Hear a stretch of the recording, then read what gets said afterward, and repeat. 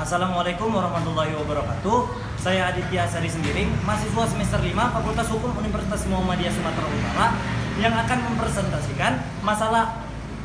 mempresentasikan akibat terjadinya kejahatan dalam masyarakat. Baiklah. Yang pertama, masalah kejahatan pada prinsipnya merupakan masalah yang aktual dalam kehidupan bermasyarakat, tidak hanya di Indonesia, tetapi juga di berbagai negara-negara. Oleh karena itu, kejahatan merupakan masalah yang bersifat universal. Artinya, kejahatan selalu ada di belahan dunia manapun yang harus kita berantas dan pahami bersama.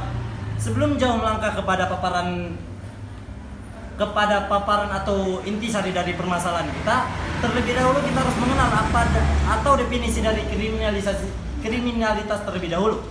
Kriminalitas atau tindak kriminal merupakan segala sesuatu yang melanggar hukum atau sebuah tindakan kejahatan. Pelaku kriminalitas tersebut disebut kriminal.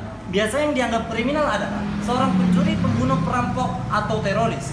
Secara yuridis, kejahatan berarti segala suatu tindakan atau tingkah laku manusia yang melanggar undang-undang atau ketentuan yang berlaku dan dapat dijatuhkan hukuman pidana secara legal dan diatur dalam hukum pidana. Masuklah kita kepada dari segi kriminologi itu sendiri, yang mana setiap tindakan atau perbuatan tertentu yang tindakannya tidak disetujui masyarakat diartikan sebagai tindak kejahatan. Ini berarti suatu kejahatan yang tidak disetujui oleh masyarakat luas dapat diartikan sebagai suatu tindak kejahatan, perbuatan yang antisosial merugikan serta menyingkirkan masyarakat secara kriminologi dapat dikatakan sebagai kejahatan. Masuklah kita terhadap penyebab terjadinya suatu tindakan kejahatan. Kriminolog dari Universitas Indonesia, Reza Indaragadi mengatakan, keterbatasan gerak selama masa pembatasan sosial berskala besar ini atau PSBB membuat masyarakat banyak yang tidak bisa memenuhi kebutuhan sehari-harinya. Rasa frustasi itulah yang bisa memicu seorang untuk melakukan tindakan kekerasan atau kejahatan. Masuklah kita kepada faktor-faktor internal penyebab terjadi kriminalitas. Ketika kita berbicara tentang akibat, maka adanya suatu penyebab yang terjadi dalam suatu akibat tersebut. Sinilah saya akan menjelaskan beberapa faktor penyebab terjadinya kriminalitas tersebut. Yang pertama, rasa iri terhadap orang lain memicu seorang untuk melakukan tindakan kriminal seperti pencurian, perampokan, dan lain sebagainya.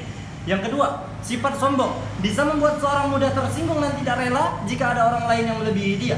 Hal ini bisa memicu tindakan kriminal seperti penganiayaan atau pencurian. Dan yang ketiga, perbedaan pendapat yang tidak diikuti oleh rasa toleransi yang tinggi bisa memicu tindakan kriminal seperti perkelahian atau perseteruan. Yang keempat, memiliki pola pikir materialistis memicu pelaku tindakan kriminal untuk melakukan korupsi.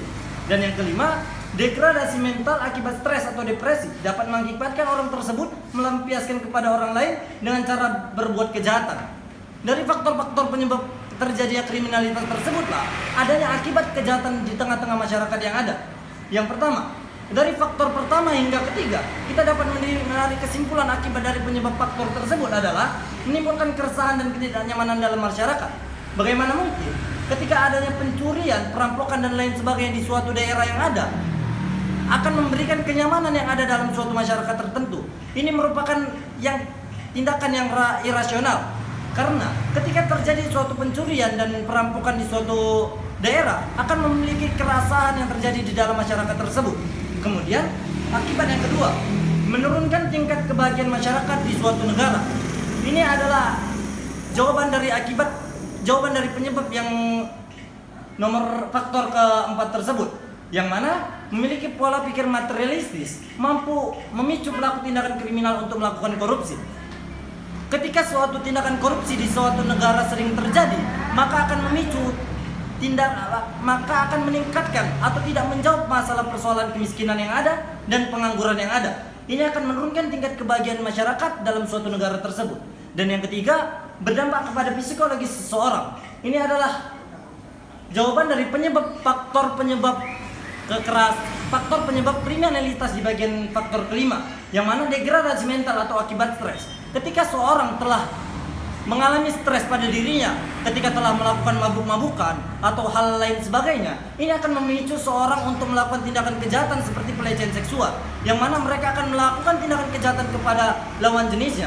Ketika seorang korban dari kekerasan seksual itu terjadi, maka akan ada yang berdampak psikologis terhadap seorang atau korban yang berlaku terhadap kejahatan seksual tersebut. Ketika telah diketahuinya penyebab dan akibat dari suatu tindakan kriminalitas, maka upaya untuk menyelesaikan atau menanggulangi akibat dari kriminalitas tersebut ada dua upaya. Yang pertama adalah preventif dan yang kedua adalah represif. Preventif adalah upaya-upaya pencegahan, yang mana ketika suatu tindakan itu, sebelum tindakan itu terjadi, harus ada upaya pencegahan agar tindakan kriminalitas itu tidak terjadi, dengan seperti melakukan penjagaan malam ketika di suatu daerah untuk menanggulangi pencurian yang ada dalam suatu daerah tersebut. Dan yang kedua, upaya represif. Inilah adalah upaya ketika tindak kejahatan atau kriminalitas tersebut telah terjadi, seperti upaya penjatuhan hukuman kepada pelaku-pelaku kejahatan kriminalitas, seperti memasukkan kepada penjara terhadap pelaku pencurian dan lain sebagainya. Dari faktor-faktor dan upaya tersebut telah terjawablah dari penyebab dan akibat dan upaya yang harus diselesaikan terhadap akibat permasalahan yang ada. Sekianlah presentasi saya pada malam kali ini dengan akibat dari kriminalitas dalam suatu masyarakat. Sekian, assalamualaikum warahmatullahi wabarakatuh.